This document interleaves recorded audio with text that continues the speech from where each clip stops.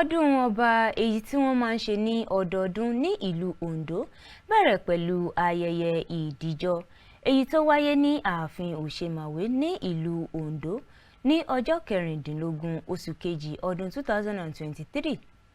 Lára àwọn tí wọ́n péjú pésẹ̀ síbi ayẹyẹ náà látàrí àwọn ìwà rẹ̀fà mẹ́fà tí wọ́n sì ṣe ayẹyẹ Osemawe ìlú Ondo, ìyẹn ọba Dr. Victor Adésìnbọ̀ Kíládéjọ Jílò kẹta. Akọ̀ròyìn wa Tèmítọ́pẹ́ Ọlásọjí mú ẹ̀kúnrẹ́rẹ́ ìròyìn náà wá. Àṣà àti ìṣe ìlú Ondo jẹ́ ọ̀kan lára àwọn àṣà tó kù lórílẹ̀‐èdè Nàìjíríà àti ní ilẹ̀ adúláwọ̀ lápapọ̀. Orílẹ̀‐èdè Nàìjíríà kún fún ìgbésí ayé, ìtàn, àṣà àti ìṣe àwọn baba ńlá wa. Ẹ̀wẹ̀, fún ìdí èyí, ọdún ọba, ayẹyẹ tó máa ń wáyé lọ́dọọdún, bẹ̀rẹ̀ pẹ̀lú Ìdíjo èyí tó wáyé ní Sunday, ọjọ́ Kerindinlogun oṣù Keje ọdún 2023 ní Aafin Osemawe ti ìlú Ondo nípínlẹ̀ Ondo. Ẹ̀wẹ̀, ọdún náà jẹ́ èyí tí gbogbo àwọn olóyè ìlú Ondo àti Osemawe fúnra rẹ̀ máa ń kópa nínú rẹ̀. Ọdún náà máa ń ṣe àfihàn ìfarajìn àti ìjùpájùsẹ̀lẹ̀ gbogbo ọmọ Ondo fún Osemawe ti ìlú Ondo.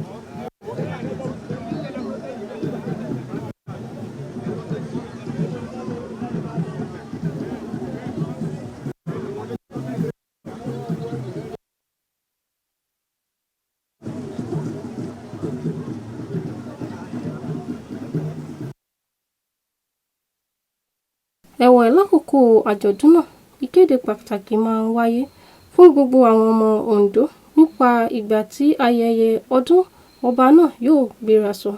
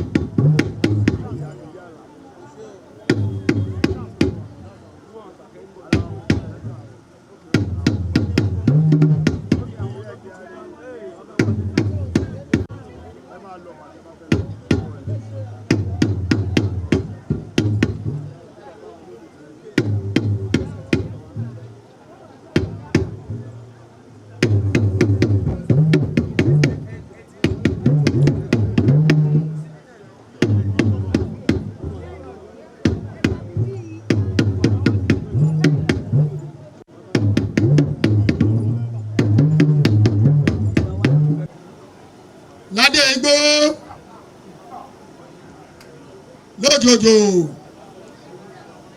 Goshe Segede Lagbon Ọlọ́kà Ìfọ̀á Udoko Ìgbẹ́dó Olúwa Àjàláyé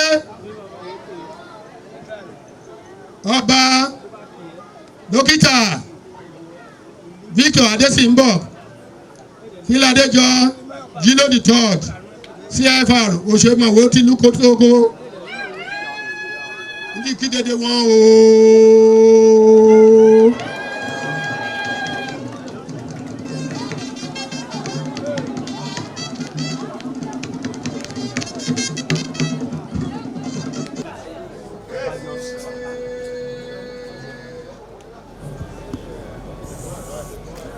Àlàyé màdúmá o.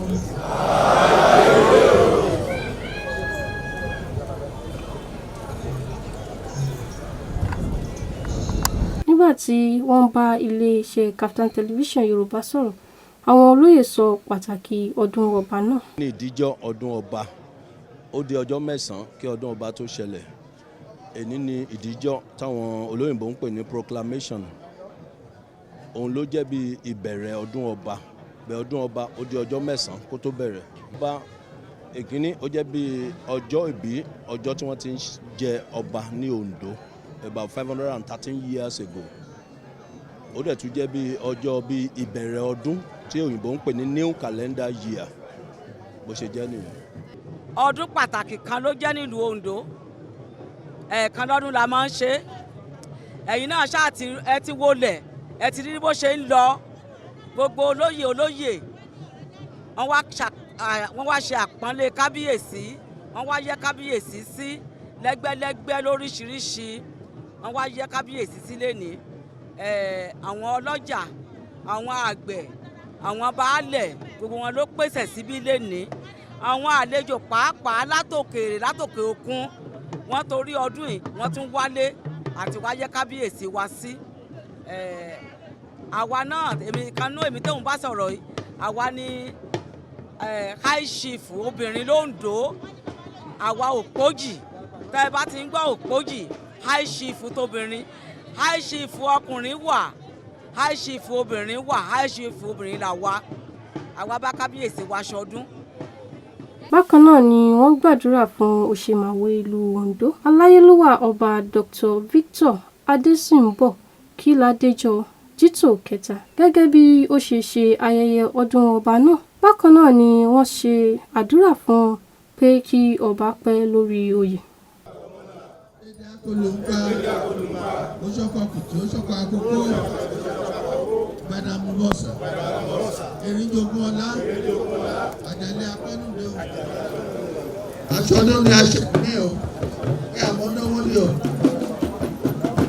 Àbáyé òkú aláṣẹ òkú àgbọmọlà àjò ìlẹ̀kẹ̀ èdè akọlùpá lẹ́wù wọ̀ọ́wọ̀ọ́ lágbàmì àjọ ní àbọ̀yé àbáyé aṣọ́dún àṣẹ ẹ̀wọ̀n o èsì ọdún kò ṣe àṣẹ o àwọn ẹ̀ o Olóńdó àtùbà àtùṣẹ o dédé rere àwọ̀ Olóńdó wáyé o àìsàn káìsàn ọba wúwo wa àwọ̀ Ondo wáyé o àlàáfíà dédé wa àkárí o. Ẹ̀wẹ̀ lára àwọn àlàkalẹ̀ fún ọdún náà ni oríṣiríṣi ijó ìbílẹ̀ láti mú ayẹyẹ náà dùn. Ìbà o, òkú aláṣẹ mú bàmú wa o, ìbà o. Ìbà, àkọ́dá ayé ọmọ bàmú wa, ìbà. Aláṣẹ mú bàmú wa. Ìbà. Kú gbàgbọ́ bọ́lá. Ìbà. Tiwọ̀ kan. Ìbà. Ọba ẹ̀jẹ̀ lọ́ọ̀lùwà mi.